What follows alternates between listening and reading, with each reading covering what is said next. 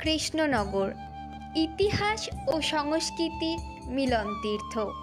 কৃষ্ণনগর মানে ঐতিহ্য আর বনেদিয়ানার মেলবন্ধন।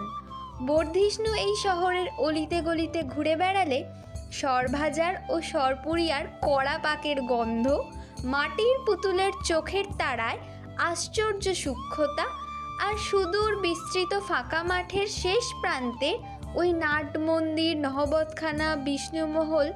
আলীবর্দী খাঁর মৃত্যুর পর বাংলা সিংহাসনে বসলেন তারই দৌহিত্র সিরাজউদ্দৌলা। অল্প বয়সে রাজকর্ম হাতে পেয়ে আর বয়সের দোষে রাজকর্মচারীদের চক্ষুশূল হলেন সিরাজ। জগৎ শেঠের নেতৃত্বে সিরাজকে সরানোর চক্রান্ত শুরু হলো।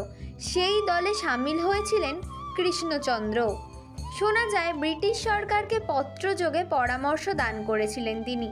শুধু তাই নয়, ব্রিটিশকে সৈন্য দিয়েও সাহায্য করা হয়েছিল কৃষ্ণনগর রাজবাড়ি থেকেই, যার পরিণাম হলো পলাশীর প্রান্তরে সিরাজ বাহিনী পরাস্ত, আর তারপর মীর জাফরের পুত্র মিরনের তত্ত্বাবধানে সিরাজ হত্যা। এখান থেকেই শুরু হলো 200 বছরের অন্ধকারময় শৃঙ্খলের ইতিহাস। পরের ভিডিওতে আপনাদের সাথে শেয়ার করব কৃষ্ণনগর রাজবাড়ির গল্প। পরের ভিডিও দেখতে হলে অবশ্যই সঙ্গে থাকবেন। ধন্যবাদ।